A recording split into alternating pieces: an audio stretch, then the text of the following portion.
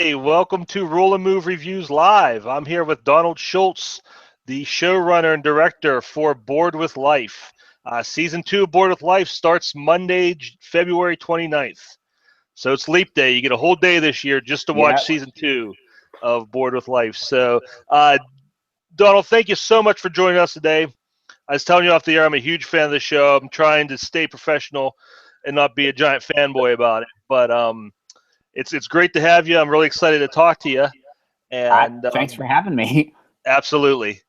I remember a couple years ago, I stumbled on Bored with Life by accident. I think I was probably doing research, looking up for stuff for Tammany Hall, and I just stumbled upon this awesome show that was basically Seinfeld or Friends, but with board games. And I just loved it from the beginning, and it was just a great experience. So what I want to know, first of all, let me ask you, start out, just take me through the history and the beginnings of the show from where you got the idea to, getting the group together, getting the cast and crew together, all the way through actually making it happen and making it a reality. Sure. The guys had been working together for a while. And they'd gone to film school together, most of them. Casey, Chris, Andrew, Adam, Brittany had all gone to film school together and had made some short films together and a feature. Our producer and sound guy, Kellen, and I went to college together, and I lived in Austin at the time. And they were looking for a sound guy to work on a movie they were shooting in Austin. And so they recruited me. And we hit it off immediately. We became really close friends. It was filmed out in the middle of nowhere. We're in the country. And we lived together in a house for like 5 days, and we became really close friends. And through that, we just started, I lived in another city, but I would, when I would come up to visit and stuff like that, we would hang out and play board games and have game nights. And I eventually got a job in Dallas and moved up there. And around that time, I made my first short film. I'm a sound guy by trade. I didn't go to film school. And Chris had an idea to make a web series. We'd talked about it actually for a while, and he had an idea to make a web series about board games because we all liked board games, and it felt like video games were kind of oversaturated, and board games kind of more interesting as far as like interpersonal dynamics are concerned. So long story short, after I directed that short film, he called me up and said, hey, it'd be cool if we made a web series and had the kind of final episode of the first season end kind of the way your short film ended. And like, it'd be a cool structure for like a series, like people, get an interesting reaction out of people. We talked about it, brainstormed a lot. And then we got together with Casey and we had this long meeting where we outlined all the characters and figured out what we wanted to do. And then we just started involving more and more and more people in the process slowly. And it kind of coalesced into what it is. And sometimes when you're a creative person hitting your 30s and you're trying to decide whether or not it makes sense for you to keep being a poor person or not. And it ends roughly in this just awful breakup scene of a band sort of breaking up. And that's like we talked. Sorry, I broke I was just fiddling with a pair of fingernail clippers and I destroyed them and I feel bad. But anyways, yes, it's that. It's called After the Astronauts. It was for the AV Club. They had a contest and no one should watch it. But it is on our channel if you decide that you want to. It is on our channel. Well, that'd be pretty cool to see the evolution of that and how that ties into the series. Yeah, there's a lot of Bored with Life DNA in that, and there's the first film I worked on with those guys, On Down the Line. It's a feature. It's real artsy fartsy. I wouldn't watch it unless you're like a big fan of like Terrence Malick, but with like no money, like really like just people like pretty shots and just people kind of looking off into the distance. But it's always like a learning process with us. We've always gotten together and done cool, what we think are cool stuff to just do. It's not really necessarily about entertaining people or necessarily like becoming popular or something. Often it's just kind of like, it'd be kind of cool to try this weird thing. Sure. Now, you mentioned a lot of this came from you guys having board game nights and getting together and talking about it. How much of the show, whether characters, situations, things like that, how much of what's in the show stems from your real life and the experiences you guys have had together? Man, like it's interesting. Like Chris's arc in the first season is based on a real relationship that he was in when he was younger. And it's the sort of thing where when you're younger, you realize that you were at fault. I don't know if you can hear my baby crying in the background. But yeah, he went through a thing where he realized he was the bad guy, basically, in a breakup after the fact. Like he always thought, like she was awful. And then he realized later, like, oh, I was super selfish and terrible. So that's based on reality. And almost none of the rest, I would say, is based on real events or real personalities. Jonathan is sort of an amalgam of our the guy who does our music and our assistant director Andrew and our producer and sound guy Kellen. That character is sort of an amalgam of those two people. Okay. But otherwise, yeah, no reality. It's all just sort of pulled from fiction. Well, like I said, the show really reminds me a lot of like Friends and Seinfeld. I think Friends because of the age group and the relationships, and Seinfeld because of how mean you are all and terrible you are all to each other. Yeah. But talk about what are some of your creative influences? What are some of the things that you bring to the table, and some of the ideas that you pull from either TV shows or movies or things that you've enjoyed in the past? There's a show called The League that was not necessarily a stylistic influence, but certainly a show that we talked about a lot when we were making the first season, because it's about a very niche sort of geeky thing, but you don't have to know anything about it to enjoy it. And that was pretty important to us, for us to be able to like make jokes for people who like board games, but not make a show about board games. The League isn't a show about fantasy football. It just happens to be about a group of people who play fantasy football. New Girl actually was a show, like the way that show is shot and structured is a show that we talked about a lot when we were making the first season. To a lesser degree, Louis is a show that we liked a lot. Seinfeld as well. But Louis was interesting because we liked the fact that sometimes it just can take a hard turn, especially in the first couple seasons when you didn't see it coming. You know what I mean? And we think that's kind of interesting to make the audience feel a little uncomfortable every once in a while, because it's a thing that you deal with. And yeah, so I don't know. Those were probably the big ones that we talked about a lot. And then kind of Edgar Wright, like his stuff for me personally, like I really like the way he shoots comedies, and so I try to just steal anything that he does, like just wholesale, just steal from him. Hey, that's a good person to steal from. What about you're talking about integrating the board games into it? How do you bring that part in? Do you decide in advance, like each episode is based around, not necessarily based around, but kind of focus on the game that's being played that night? How does that work? Do you guys pick a game and let a story grow organically around that, or does the story come first and you just find a game that fits? In the first season, we had a sort of arc outlined, and we would just kind of like mostly just decide on what was going to happen in the episode and then find a game that would match that. With the exception, weirdly, of the episodes Nikki wrote for the first season. She was always working from the game backwards. And that ended up working really well, we found on paper. We ended up not filming a lot of those episodes because we made the season shorter, like in the middle of the season. Spoilers, the first season was supposed to be 12 episodes long and ended at the 5th episode. But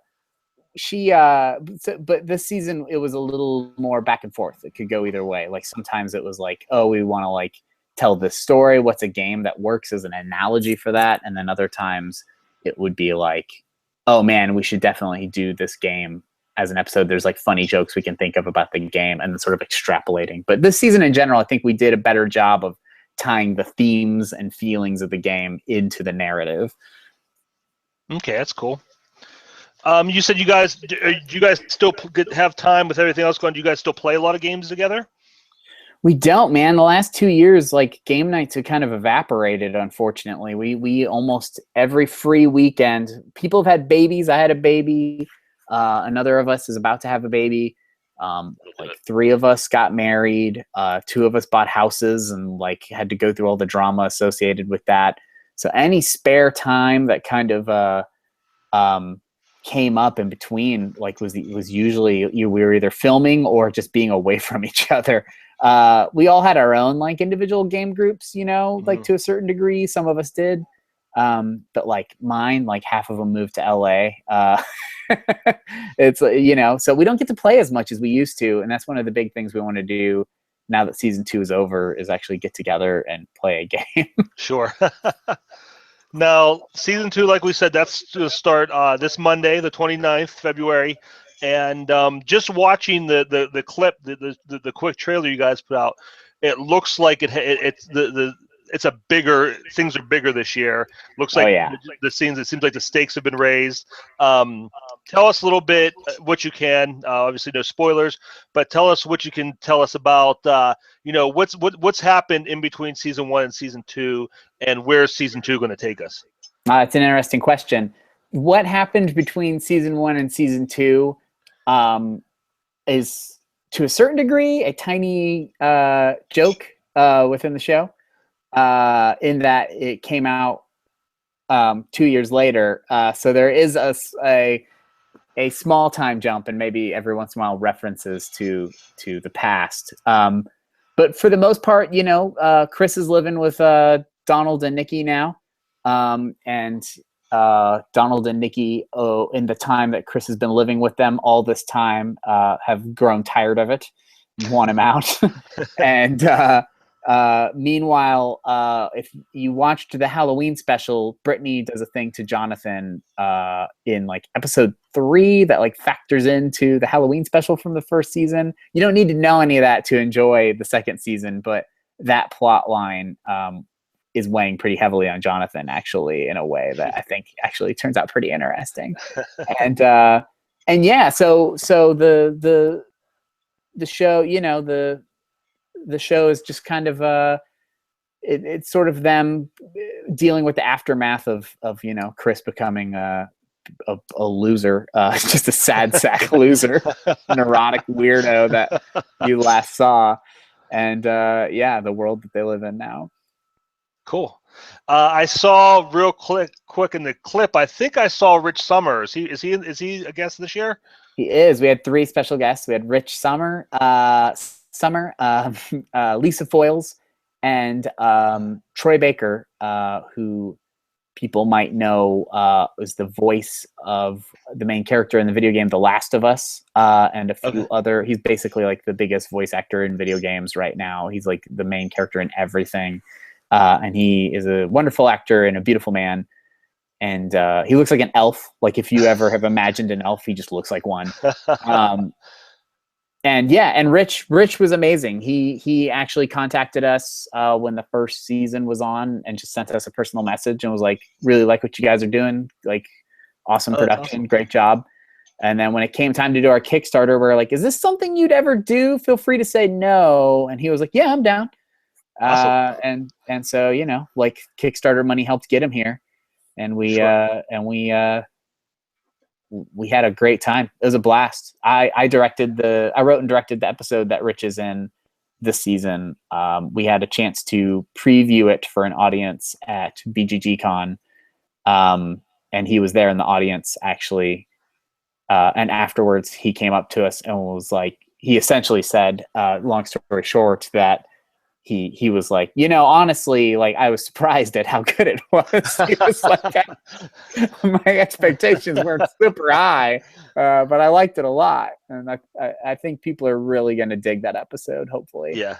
Rich seems like a cool guy. I mean, he's pretty big time. You know, he's on Mad Men. Yeah. And, you know, he seems really dedicated to the hobby. And yeah, it's I just funny. see him all over the place.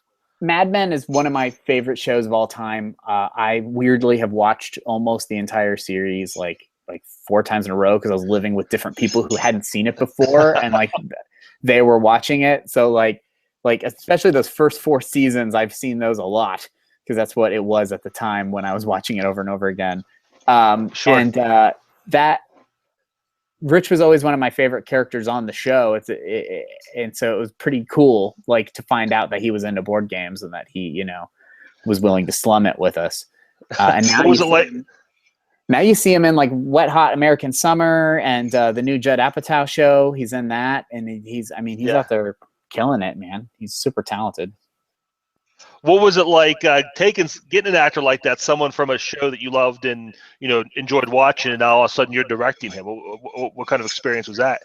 Oh man, it's a lot of just self-depreciating jokes, just kind of constantly, like just a lot of just like, so is this how Matthew Weiner does it? Or or like, so do they have lights like this on Mad Men when like a light would fall over or something?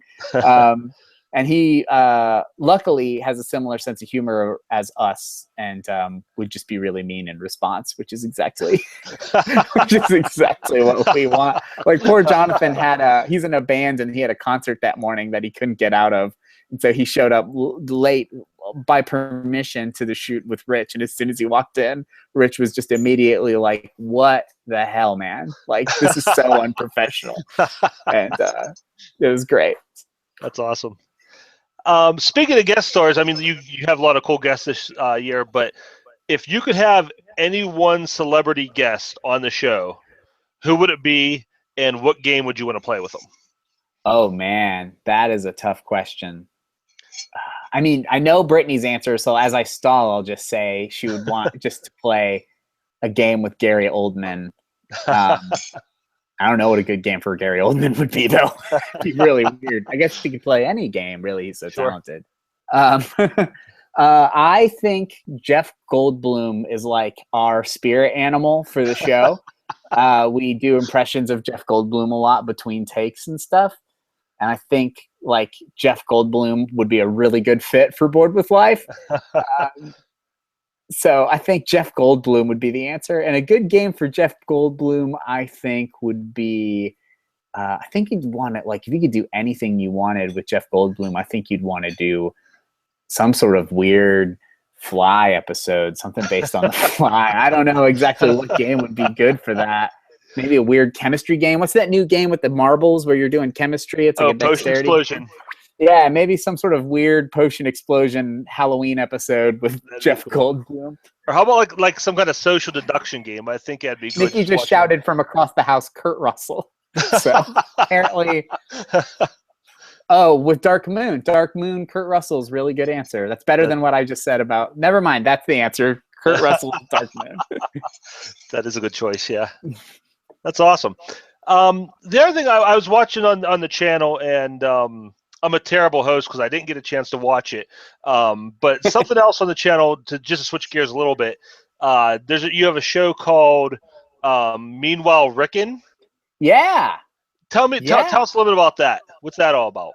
Oh man, that's Nikki's baby. Meanwhile Rickon is a show that is a parody of Game of Thrones. It basically, the Game of Thrones, if you've never seen it, is a show that basically follows a couple families, and one of the main families is this family called the Starks, and they have these prominent characters in the show are all Starks, and then there's one of the Starks, the youngest one's name is Rickon, and he just doesn't mean crap to the narrative. Like, he matters a little more in the books, but in the show he's just played by like 5 different kids and like has like 6 lines, and they all have cool wolves.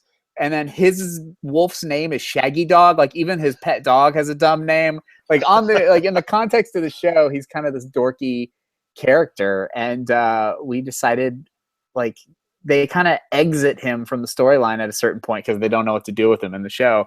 And we wanted to explore his story. So it's the off-screen sort of off-book adventures of what Rickon's been up to when nobody's paying attention. And Man, we had a blast. Nobody watched that. It was a shame. Just nobody watched it. It was a bummer. We made Nikki made costumes. Oh. It was a whole thing, and just nobody watched it. They're like, this isn't board games. Ugh. But we loved it. We were really proud of it. There's a couple episodes in there that that we are like inside jokes basically for us, where we quote them all the time. Sure. Now, what else you guys got on the channel? I know you guys do some playthroughs.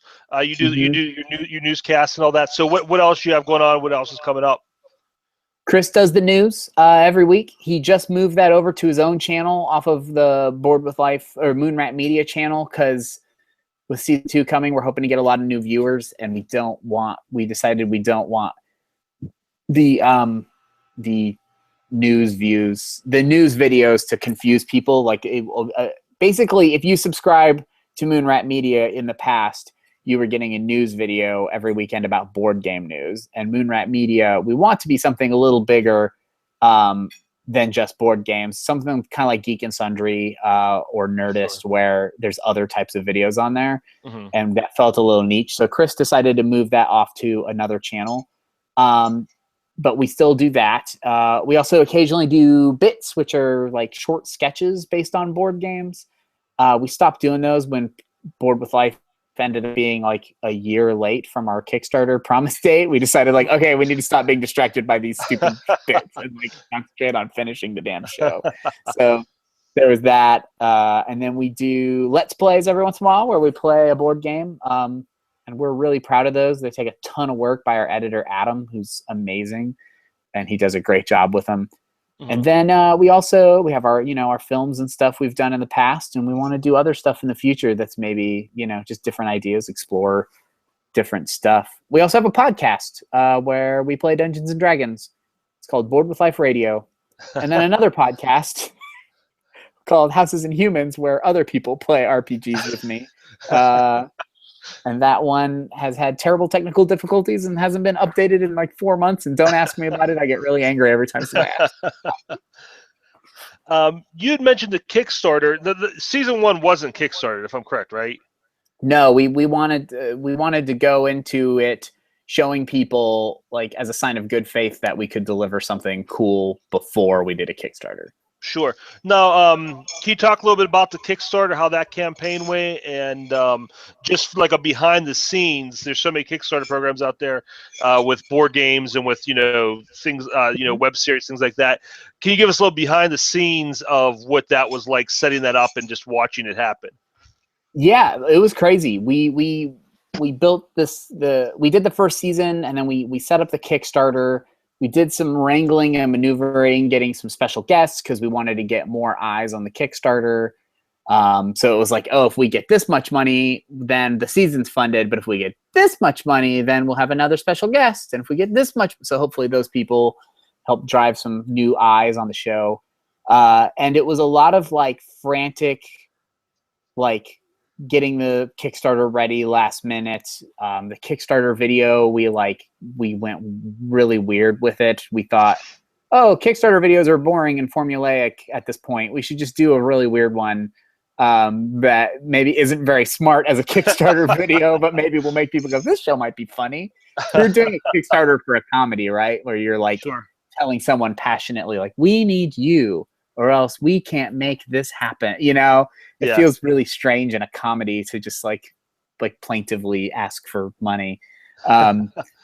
So it was a wild experience. The day that it went off, like, I don't think like all of our productivity went down to zero. We were all just like in a group message on Facebook, just frantically like commenting like, oh my God, oh my God, oh my God. I think it was like right off the bat, Plaid Hat Games donated like somewhat obscene amount of money to basically buy an episode of season 2 for themselves. And it was like, we're going to be millionaires. And then it slowed down drastically after that.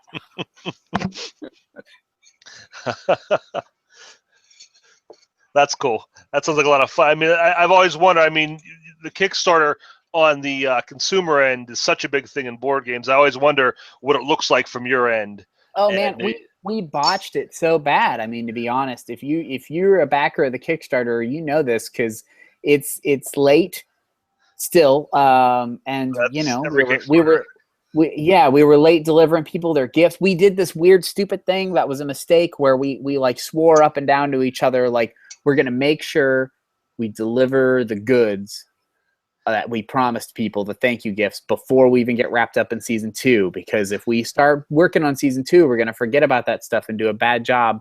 And that was ridiculous, because that made season 2 end up being even later, because it turns out making DVDs is harder than we thought. It was a learning experience. If we do another one, it's going to go so much smoother. Well, if it makes you feel better, I'm pretty sure board gamers who do Kickstarter are used to projects being late and, you know, being, you know, a little bit of broken promise. I think that's part and parcel of a Kickstarter project. For better or for worse, I guess, right? Yeah. Yeah. So I don't think you know, people probably were expecting it to some degree. Well, they have every right to hate us. Well, you're going to make it up with them, make it up to them on Monday, right? That's the thing. I think when people see it, they're going to realize why it took so long, because we didn't pay ourselves. That's not what the money went to. We're crazy people who we probably should have, because it would have been easier to schedule if people were getting paid to do it. Sure. But we were just like spare time, weekends and stuff, filming something that I think people will find is comparable to a like cable network comedy, like half-hour sitcom. I think cool. you could favorably put it next to a show like It's Always Sunny in Philadelphia or Workaholics and go like, that doesn't look that much worse than that. That's about as funny as that, in our humble opinion, which was the goal. We wanted something that we didn't have to make excuses for. Sure. Well, I mean, the show from the beginning, it really, and I'm not just saying this to blow smoke, I really felt this way. Season 1, I think, was at that level that, you know, Always Sunny is a great example of that level of, you know, production and humor. Mm-hmm. And so, I mean, if you guys are going up even beyond that, I'm excited to see what's going to happen here, because I mean, it's I think you started off strong in season 1. Thanks so much. Yeah, we feel bad because we end up feeling like we're slagging the first season a lot when we talk about how much better this season is. But it just was such a learning experience that, like, you know, and we all work in production. So to us, like, the problems can be glaring sometimes when you're, you know what I mean? Like when you're, I do sound for, you know, video games and movies and TV shows for a living. So when I watch the show, if there's a sound issue, it like is glaring to me. Mm-hmm. So there's a lot of stuff, especially the writing, like all of us as writers, we feel like we were better this time. The jokes are better. It's just funnier. Sure. So we're like, if you dug season 1, we think you will love season 2. And if you hated season 1, we think you'll probably think season 2's all right. Like, pretty sincerely.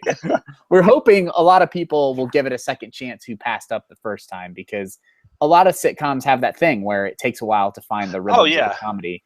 And absolutely. We think we hit our stride, we think, with season 2.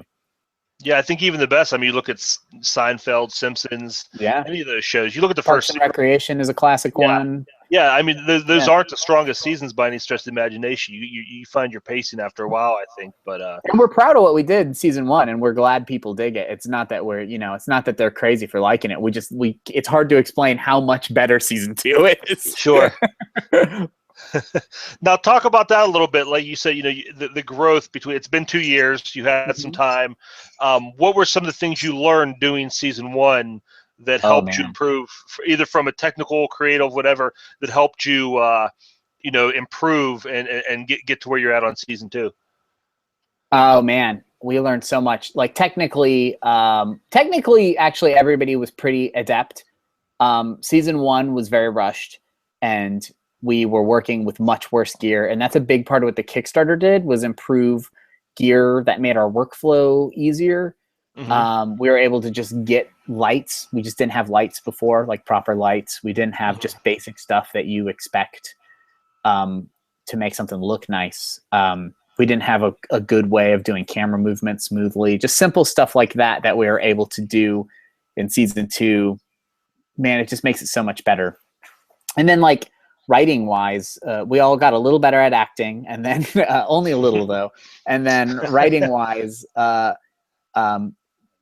we collaborated a lot more. We tried to use each other's strengths. We used a totally different process. We did a proper writer's room for like months polishing like script outlines, and then sent everybody home with an outline, and then you take that outline and you'd write your episode, and then you come back and you get notes from everybody. Whereas the first one, everybody just went off in separate places, wrote scripts, came back, and that's what we shot.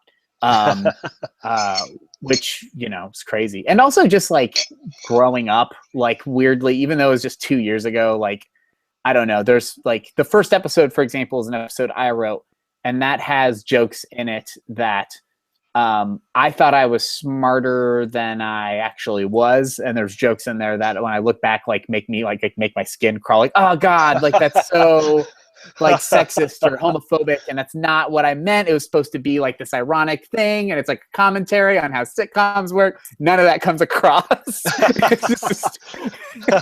It's just a guy making a joke that's like not like the worst thing in the world. I don't think we didn't have like a huge backlash, but just stuff where you go like, I wouldn't have made that joke the way I made it now, the way I made it then. I think we're better at that stuff now. Like we're better at like calling our own bluffs, I guess, so to say. You know what I mean? Like looking definitely at your own work and going like, no, take another run at that. Whereas first season, I was just like, look what I did. I finished it. It's done. Yeah, you made something. That's all. You got something on YouTube. That's First season basically is all just first drafts. Like you're just watching, watching everyone's first drafts being shot. Hey, well, I mean, like I said, I thought it turned out great. We're proud of it. One of my favorite bits in season 1, I think it's in the first or second episode, and it's you and Chris talking about the Ninja Turtles and how, you know, Raphael is Gambit and Leonardo's Cyclops, I think. I don't remember exactly, but I mean, I thought that was just such a brilliant. You know what's crazy? You actually asked earlier if there's anything from real life in the show, and I said only Chris's relationship. That is a real argument that Chris and I had the day I was moving into my apartment in Austin. We literally had that exact argument, like almost word for word, because we both have strong opinions about the Ninja Turtles, except for Casey Jones is not my Ninja Turtle, my favorite Ninja Turtle. That's just a punchline. Casey Jones is lame. What do you think of the trailer for the new movie? You know, man, I love the original first Ninja Turtles movie. This is a somewhat controversial opinion, but I think that that's the beginning of the modern superhero movie, in my opinion. It takes its subject matter more seriously than it needed to, and I have so much. I don't have very much nostalgia for anything, but the Ninja Turtles are one thing I'm fairly nostalgic for. It's just hard. I haven't even seen the trailer for the new one. It's hard for me to even muster the energy to care about it, to be completely honest, because I'm just such a cynical, like I'm just like, no, don't want it. No, thank you. It's just kind of my attitude about it. So I'm just like a child when it comes to those things, where I just go like, no, thank you. The first one only, no others. Did you see the first I guess the last one, the reboot? I didn't see it. I saw one trailer and just was like, no, thank you, no, sir. Yeah. Was it any good? It was not. So I was right. Justified. Yeah, exactly. I heard Bebop and Rocksteady look really cool in the new one. Is what? Yeah, it looks like the thing about the new one. It looks like the first one was almost like afraid to be a Ninja Turtles movie. It was like, oh, we're Ninja Turtles, but it's really going to be an April O'Neil and Human Being movie, and we'll bring in the special effects every once in a while. This one just goes completely, okay, you know what? They're like, screw it, everything. You know, everything from the cartoons. You know, you got Bebop, Rocksteady, you got Krang, you got Baxter Stockman. It just looks like they're like, okay, just go back and watch those cartoons and throw that on. It could be a horrible mess. But I think it looks like it's going to be. The first one was a bad, horrible mess. This one looks like at least be a fun, horrible mess. Do you know anything about the new the DFW games dungeon crawler? I haven't kept up with that very closely. I know I haven't seen it right now. Did they just launch the Kickstarter on that?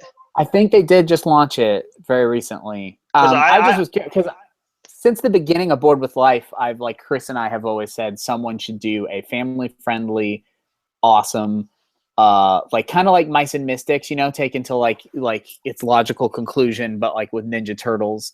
And that would be like my ideal game. And then weirdly, this game is out. It's on Kickstarter, and I haven't even looked because I'm so wrapped up and bored with life right now. It's hard to even think about like when I'm going to actually sit down and play a thing like that. But that's in the back of my mind. Like maybe that'll be my present to myself for us finally premiering on Mondays. It popped up on Board Game Geek a couple times. I haven't looked at it too closely, but it's from what I've heard, it looks pretty neat. Definitely. Yeah, I mean, it's a great property for a game, like you said. I don't know why they haven't done this before. It makes total sense for something like that. Yeah. Have you played? Speaking of totally different game, but kind of the same because it's an old '80s thing. Have you played that Ghostbusters game yet? No, I haven't, but I've seen people saying positive stuff about it. It looks fun. It looks cool. I like Ghostbusters a lot too. That would also be a thing on my list of stuff I'm nostalgic for. Sure. I like the Ghostbusters. When I was a kid, my mom once said, like, guess who's coming to your birthday party? And I said, Egon? And she's like, no, your grandma. And I was very sad. Very sad. It was not Egon. So I like, especially weirdly, the Ghostbusters cartoon, with like blonde Egon with the red glasses or whatever. Like, I love that. I love that guy. Like, I think that was like my first crush as a kid was like cartoon Egon. I was like, that dude is rad for some reason. I love the fact that it wasn't Guess Who's Coming, the Ghostbusters. It was Egon specifically. Yes, it was Egon. He was the cool one to me. That's awesome.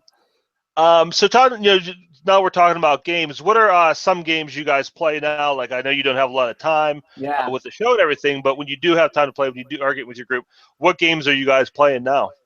We get together and play D&D. Which we like a lot. Plaid Hat Games has a regular game night, and I've made it to a couple of those. And I got a chance to play the most recent Zombicide thing. I've never played Zombicide before, but it was like Black Plague, I think. And that's pretty fun. That was pretty cool. We like D&D a lot. We picked up Witness at Gen Con, which is not a new game by any stretch, but we don't get to play that much. But I've managed to bust that out a couple times with non-gamers. We played Mysterium a lot over the holidays with family, like when family was visiting. That's a game that we could force people, like in-laws and stuff, to play. We kind of like, because we just had a baby, my wife and I, so we will just capture whoever comes into our house and force them to play a game. Sure. And yeah, Alien Frontiers, weirdly, we've been playing a lot lately. Like, that's like Nikki's favorite game. That's one of my favorite games. We just play it a lot. It's just a good game. That's awesome. Yeah, that is a good game. I really like that one. Yeah, it's so good. Now, you guys, you're saying you play D&D. That's, you were talking earlier about how, life getting in the way. That's always, I got into board gaming because, basically I was playing with my role-playing group. And, we got, we play together for, since high school. But then things happen. People get jobs and, spouses and kids and things like that. And that's actually how board game happened for us because, we can't get the same 5 people in a room twice a month. It doesn't work. So that's, board games are like, okay, we'll just play this one thing, this standalone experience. Whoever's here plays it. So, I mean, how do you guys manage to keep, as adults with a new baby, how do you guys manage to keep your campaign together? Yeah, that's tricky. One of the reasons we're able to do the D&D campaign is because it is a podcast. We can kind of schedule it as production, and everybody feels obligated to show up and actually do it and not put it off. Sure. And everybody just genuinely loves it. Like, it's funny because I was the only one who grew up as somebody who played Dungeons and Dragons, and I was constantly trying to get everybody to play D&D. Chris was always on board. Nikki loves D&D. I got her into it previously. But the rest of the group was kind of trepidatious. Most comedically so is Andrew, our assistant director, who is on the podcast, literally moved to New Zealand because he loved Lord of the Rings so much and lived there for 2 years and like discovered who he was. It was like a religious experience. And he's a huge Trekkie. And I was like, dude, would you play D&D with us? And he literally scoffed at me and said, seriously? No, I don't think so. Yeah, he literally laughed at me. And he loves it now. The podcast let me force them to try it. And it was a blast. We actually it's really weird. Before Board with Life, that was the original idea. Strangely, was I worked at a recording studio with a bunch of voice actors, and I was like, we should do a thing where voice actors play Dungeons and Dragons as like a weekly podcast. And we worked on that for 2 years. That was Houses and Humans. That Facebook page is real old if you go check. And it just never kind of came together, and it ended up becoming a spin-off of Board with Life, and that all kind of overtook it. And no one ever tried doing that, and that's not a popular thing on the internet now. Yeah.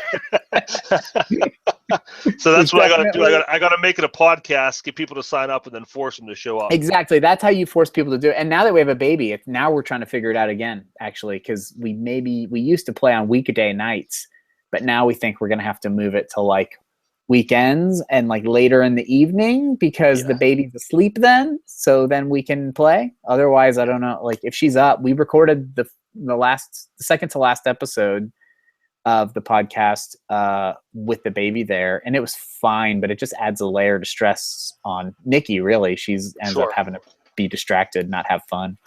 Yeah, but I mean, I think once you become a parent, that's kind of the part and parcel. You don't play games until after 9, 10 o'clock, and if you want to get anything going, you're going until 2, 3 in the morning if you're lucky. Yep. Yeah, that's just the priorities change. Luckily. Yeah, absolutely. Luckily, your brain chemistry changes and you turn into an irrational idiot who loves them so much that you don't care. You're like, that's fine. I don't care. Yeah. Do you guys have any other kids? Is that your first? No, just the one. Just the one. Okay. Boy, girl? The girl, her name's Luca Faye. Oh, that's awesome. How old is she? She's like 16 weeks old now, I think. Oh, wow. Congratulations. Like That's awesome. She's great. She laughs all the time. She likes to sleep. She's great. No complaints. How many do you have? A fun age. I have two. My daughter's 11 and my son's 7. Sweet. So that's another thing. They're becoming little budgeting board gamers themselves. Yeah, I can't wait till she's old enough to play a game. Yeah. I've been chomping at the bit for so long, and they're finally at that point. And it's like that's the one thing. It's like my daughter turned like 6, and I'm like pushing like Twilight Imperium 3. It's like, oh, let's try this, Right. Just really, right. you want to make it all happen at once, and unfortunately, you have to sit through a lot of like Sorry and Candyland, and to like to kickstart that board gaming gene in their brain. It's funny, that was my intro to board games. As a kid, my parents would like in the basement like smoke weed and play Dungeons and Dragons all night, and I just thought it was the coolest thing in the world. Chris always jokes that I had a weird backwards idea of what cool was. That the thing I took away from it was like, Dungeons and Dragons is cool. They're having a lot of fun. That's the thing I'm going to pick up from that. Yeah, and it's weird because awesome. My dad's like a punk rocker, and Chris's dad is a minister, and he got into board games also from playing games with his dad. So like weirdly from 2 completely different directions, both found tabletop gaming. That's awesome. Did you and Chris grow up together then? No, not at all. We only met working on a film. It was funny. Okay. The guy who introduced me to Chris, literally the day he showed up, went like Chris was walking up, and the guy went like, that guy right there, he's a jerk. You won't like him. Like that was weirdly the way like he was just as an aside. He was like, this is so and so, this is so and so, and Chris is like far away walking up. Is like, and that's Chris. He's kind of a blowhard. You're not gonna like him. And I just was like, all right, I guess I won't like that guy. And we ended up becoming like best friends. We loved each other because it turns out I'm a blowhard as well. Got something in common, right? Yeah. That's cool. So you talking about D&D growing up, what else did you play like as a kid? Like what got you, besides that, what really got you into gaming? Man, I loved D&D as a kid. I used to play. I didn't have anybody who'd play D&D with me until like 4th grade. Mm-hmm. We played 2nd edition for a while, but not very much because it was really hard getting together with everybody back then when you don't have cars or jobs and the books are expensive. It was hard playing D&D back then. Yeah. And then I liked Hero Quest a lot. I very rarely ever got to play it, but I just liked to like set it up and kind of almost play it by myself weirdly. And then in high school, I got really into Magic the Gathering, like really into Magic the Gathering, like way into Magic, like too much into Magic the Gathering. And we played Risk all the time, weirdly, which is very different from Magic the Gathering. But we would just get together and play Risk. And then when I moved in with my wife, we started a weird tradition of like starting a game of Monopoly at like 2 a.m. every once in a while and just calling people randomly that we knew and going like, come over now, we're playing Monopoly. And like inevitably only like 2 people would show up and you'd play until the sun rose. Oh, and it my was goodness. awful. Like the awfulness made it funny to us. I don't know. We're idiots. But yeah, I didn't get into good games until probably Settlers of Catan and Pandemic were probably the first 2 Sure. you know, modern kind of cool games in like probably 2006 maybe. I played like Pandemic and Settlers of Catan, and that like led to me wanting a 2-player game. So like I went to the board game store and they like were like Dungeon Twister is a 2-player game, and I was like, okay, Dungeon Twister. Sure. And then yeah, the rest is a sad history. That's awesome. You mentioned video games. You play a lot of video games too? I don't. Nikki plays a lot of video games. I work on video games, and it's real weird that I don't play them. But I play some. I like role-playing games a lot. I don't tend to stay current. I kind of buy stuff that's on sale on Steam or just interesting, weird indie games. I like local multiplayer games a lot. Like Nidhogg is one of my favorite games. I don't know if you ever played that. It's like a fencing game. I love that game a lot. And right now I'm playing something called Divinity Original Sin, which is basically just a rad role-playing game for the PC that's just, it's just great. It's just awesome, really cool. It's basically like a really, really, really rad tabletop role-playing game, and they somehow even work in actual role-playing into the mechanics of it's kind of a thing I think board games should steal, actually, where they actually do a good job of like the game systemically rewards you for behaving the way your character would behave in like conversations with other stuff, where they get like stat bonuses and stuff where it's like, oh, well, I'm good at this because my dude's really stubborn. And then a situation will pop up. It's like, well, I need to like keep my stubborn thing going. So I guess this dude's just against it. It's pretty cool game. I highly recommend it to anybody who wishes they could play an RPG at like 4 a.m. by themselves. You said it's on PC? Yeah, I think it's also on consoles. I play it on PC, but I think that there's like an enhanced edition, which is even radder, that they put out on consoles for like PS4 and Xbox One, I think. That's cool. It's great. That sounds real cool. So what else do you guys do? I mean, like, we're talking about, movies. What movies are you excited for this year?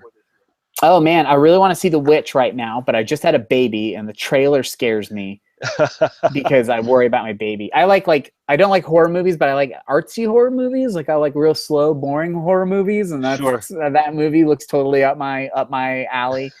Yeah, I don't know. I'm really, there's a movie called The Sound and the Fury that I'm very excited to see. And that's kind of the only thing on my wavelength right now. I'm real weird when it comes to movies. The rest of the guys go to the movies all the time, constantly, even before the baby. Like our group of friends sees every movie, even if it's bad. Like they just go see movies in the theater, especially before Bored with Life. They would see like every movie. Like didn't matter if it was trash. They go, we're gonna go see this, and I go, why? And they'd be like, oh, I don't know, just to see what it's like. And I'm like, but it's bad. And they go, yeah, I know, it's probably bad. Whereas I kind of like only watch a very specific small sliver of movies, and they make fun of me about it a lot. So I mostly just watch like kind of quiet artsy fartsy movies. Also, I said The Sound and the Fury, and that's not what I meant to say. I meant to say Birth of a Nation, which is the name of the movie that came out. It's great. That came out at Sundance, right? Yes, yeah, Birth of a Nation. Yes, Sundance. I'm really excited to see what that's all about. And Green Room. I don't know if you've seen the trailer for Green Room, but I've seen the trailer and I've heard about it. This is actually great. If you're watching this and you're like, I don't want to listen to this hipster talk about this crap, then this is the perfect one, because you can watch Blue Ruin on Netflix right now, which is a great suspense revenge movie, made with less money than we made Bored with Life with. And it's fantastic. It's humiliating how good the movie is. And then watch the trailer for Green Room, which it stars among others, Patrick Stewart from Star Trek as a skinhead, which is exactly what you want from a movie trailer. Looks great. Everybody should check out Green Room. I'm really excited about it. Have you seen this one? And I'm just asking because you talk about trailers. It's what I saw. Hardcore Henry or Hardcore Harry. Have you seen this? I've seen people talk about it. It's 100% shot in first person. Yes, Chris was talking about this the other day. And it looks great. I mean, it looks very video game-ish. I think it's supposed to. But have you? What are your thoughts on that? You know, I think anytime somebody's trying something weird like that, I'm always kind of interested in it. I'm not a big action movie guy necessarily, but when they're cool, like I loved Mad Max Fury Road or something. Every once in a while somebody does something, or like Children of Men is like a great movie that I kind of think is secretly a great action movie. Where if it has a good hook and if it gets inside my stomach and kind of makes me feel like, oh God, what's gonna happen now? Like, I love that feeling. I feel like first person could kind of work for that. It might make me feel motion sick. I don't know. That's what I was worried about when I saw a trailer. I'm like, I'm feeling kind of queasy just watching this. I don't know how I'm going to get through a whole 90 minutes of this. But yes, Children of Men is great. That one of my favorite scenes ever is at the end, that extended over the shoulder shot where they just follow them up through that building. That's just a beautifully done movie. I really enjoy that one. When I was in school, I watched that. Our producer Kellen recommended it to me, and I went and saw it. And that movie literally was the thing that made me realize I didn't want to work. I was studying sound, and I realized I didn't want to work with musicians. I wanted to work on movies. Was like literally that movie. I just was like, oh, this is better than any album I've bought in the last 2 years. That was a really good one. Yeah. So I guess I mean, I just want to get more details, about you guys and what you're doing. You mentioned the channel. You said you want to go more like a Geek and Sundry type of thing. After season 2, I guess, what's on the horizon? What do you guys have planned coming up next? That all depends on if people watch season 2. If people watch season 2 of Bored with Life in enough numbers, that will, basically we want the show to grow. If the show grows, we can talk about sort of what that means as far as a third season goes.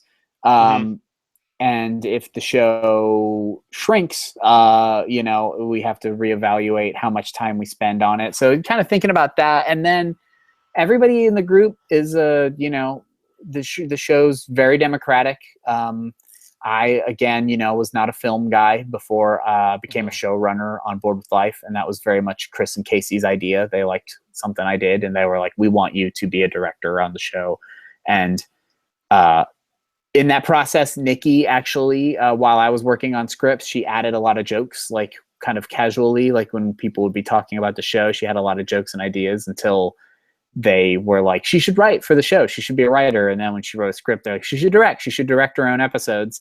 And it's the same thing with everybody on the show. It's completely democratic and open to anybody who wants to try to do a thing, which,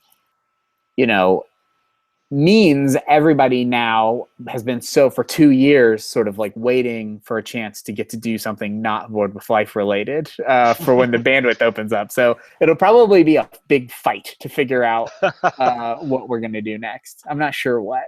I'm honestly hoping we can start writing another season of Bored with Life, and in the process of doing that, while we're writing, make a feature. I think another movie would be really fun to make. Okay, but cool. It's, it's hard to say. I don't know. Nikki has a script that I want to direct, but I don't know if I'll win that fight. Awesome. All right. Well, Donald, I don't want to keep you too much longer. I appreciate your time. Thank you so much. So is there anything else you want to share? Here's one question I want to ask you. I have friends, I have people who enjoy comedy, enjoy TV, aren't necessarily board gamers. Yeah. How do I sell them on Bored with Life? How do I get those people who aren't the niche board game fans? What message you want to give to them to get them to watch the show too? Bored with Life first and foremost is just a show about, it's just a sitcom, the way the way other sitcoms maybe take place at a bar or a diner a lot of the time, or just in someone's apartment. That's how the board games function in our show, and that's very much on purpose. We didn't want to make a show necessarily about like geeks doing geeky things, because that's not the reality of what this hobby is. Like it's just people who have a shared interest who get together and do a thing. And I think that that's actually really cool and fascinating about the hobby. So, you know, I don't think you have to care about board games anymore. Like, for example, I don't drink, and yet I can watch a sitcom like It's Always Sunny in Philadelphia that takes place mainly in a bar. You know what I mean? Like that's how much you have to care about board games in order to enjoy the show. Now, the structure of the show has a lot of inside jokes, and we did a better job of this in season 2 for sure, for board game fans, where, like, for example, the first episode of the new season is based off the game Fiasco. You don't have to know anything about Fiasco to enjoy it.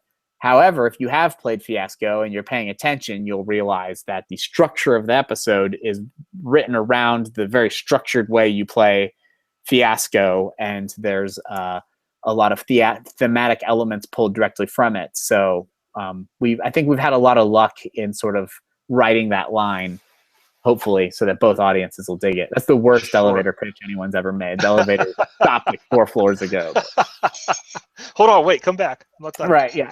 Like, I don't know, that guy started talking about beer or something, and I just got off the elevator. That's cool, man. But thanks a lot. Like I said, I really appreciate you being there. I'm a big fan of the show.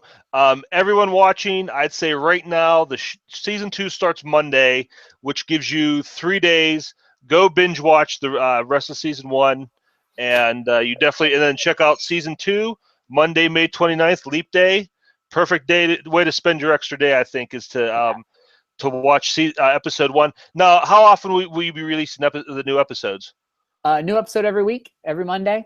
And I'll say, feel free to go back and watch the old episodes if you want, but you don't have to. It's written. Yeah. It's written so that you can just jump in, and there's little inside jokes. If you have watched it, you'll be rewarded, but you don't have to. So if you're like, I ain't doing that, like, cool. But yeah, it's every Monday, and we're so excited about it. We really hope people check it out, because it's been 2 years of just like laborious work to make something that we're really legitimately proud of. And if you're really a huge fan of Board with Life, you can verify to anyone who questions us when we say that we normally don't say anything positive about our own stuff. But we're really excited about season 2.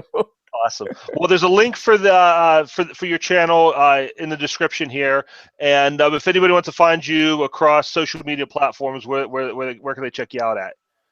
We're at I'm Bored with Life on Twitter, and I'm Bored with Life on Facebook is the main place you check us out. If you wanted to check me out, I think I'm Donald A. Shults or Donald Shults on Twitter. I don't know. You don't need to follow me on Twitter. It's not interesting.